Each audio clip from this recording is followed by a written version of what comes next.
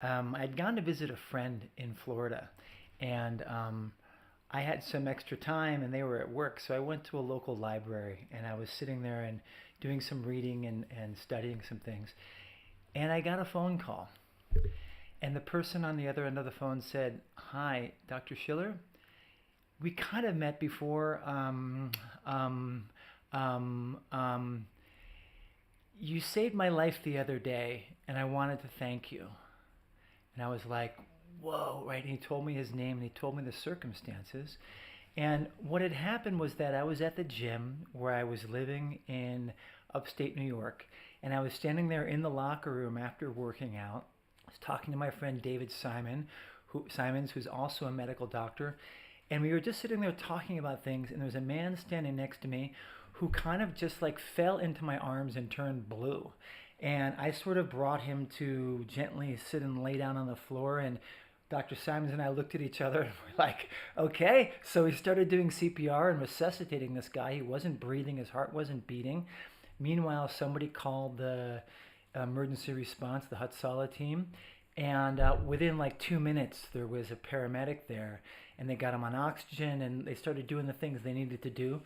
And and that's the last I knew of it. They took him, and I thought, my gosh, I hope this guy does okay. I have no idea who he is or what's going on.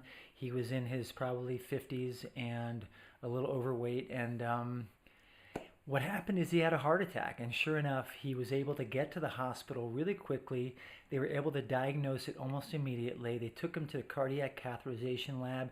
They had a big blockage. They put in a stent and they saved his life. They saved his brain. They saved everything. He has 7 kids.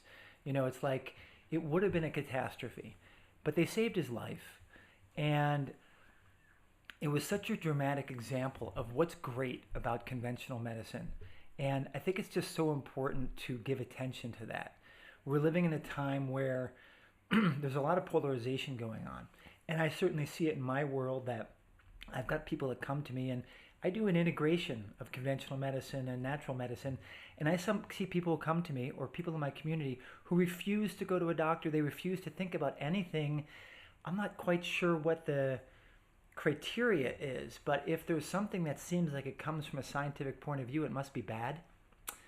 It's hard for me to understand that because there's so much good that comes from conventional medicine, that comes from the scientific point of view, that comes through careful attention to scientific method, where over time we build knowledge through well-controlled experiments where we can actually rely on those answers to be relatively repeatable and reproducible and consistent across people.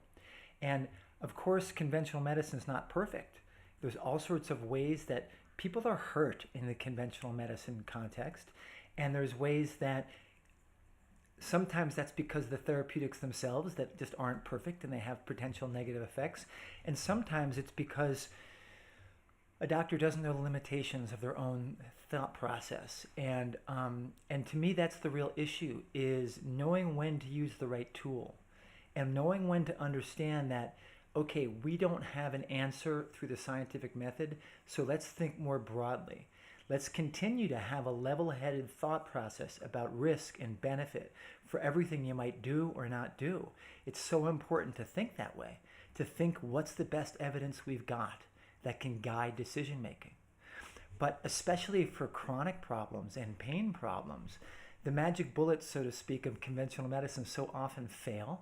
And most of the people who come to me in my clinical practice are people who have gone through the whole process of using all the right magic bullets and having the procedures and trying the meds and found like they hit a dead end, they hit a brick wall, and they're still suffering despite the best medicine. And that's when I take a more holistic, integrative view.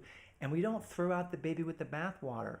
We look and think about the scientific context and understanding of what's going on in their particular suffering or disease process. But then we open that and we think about broader possibilities for healing. We think about broader understandings about pathophysiology. I studied mechanical engineering at MIT, and it was an incredibly systematic approach to understanding reality. We were like looking at really complex systems with multiple variables and modeling and understanding and coming up with the equations to understand, a boy is running up an airline aisle, bouncing a ball, and the airplane is on this line of ascent and it hits turbulence with this kind of impulse. Like, how does the ball move? And like figuring that out. And it's so complex. And then I went to medical school and I found, well, this is really simplified. Like, hang on, like, here are the signs and symptoms, and here are the tests, and if this is what you see, here's the protocol. It's much more protocol oriented. And that's what you need if a guy comes into the emergency room and he's having a heart attack with a blocked artery. That's what you need if somebody comes into the emergency room and they've got a temperature of 104 and a blood pressure of 50/40. You got to do that. You got to go quick. What's the diagnosis? What's the treatment? We're trying to save a life here. And the number of people that I've seen in my practice who they only are able to walk in the door because they had their joint replacement surgery, or because after their massive multiple trauma in the car accident, they had a surgery to fix their pelvis and fix their spine, and otherwise they would have been paralyzed. And, to discount all of that and think as if it's some sort of evil because it doesn't sort of fit the worldview that a person has, or if it doesn't fit the aesthetic that a person has, I think is very mistaken. I know at least a few people who are no longer in this world because, one of them had pneumonia and he just didn't want to see a doctor. And he walked around with pneumonia until he got so sick he couldn't walk around. And then he was in America. He was in intensive care. They couldn't save him. It was too late. And if he had gotten treated early, he might have still been alive today. And it's a tragedy to see that.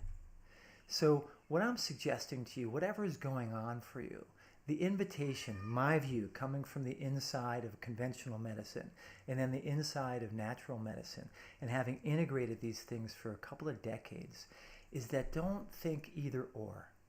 Yeah, think about where you're going to have the least side effects and the most benefit, but think about it in a level-headed way. You can get the biomedical opinion and ask them what they think without necessarily becoming a, yes, doctor, I have to do everything you say, robot kind of person.